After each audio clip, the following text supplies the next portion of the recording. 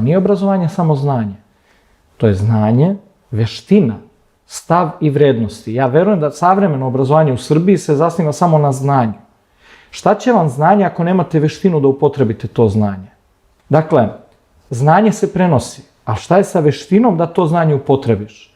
Šta je sa stavom i sa vrednostima? Jer ako nemaš vrednosti, ti ovo znanje možeš da upotrebiš i na destruktivan način. Ako nemaš stav, ti nemaš dobar pogled na svet. Ja mislim, nažalost, da je, inače, proces obrazovanja je sada svuda u reformi, skoro svim zemljama sveta.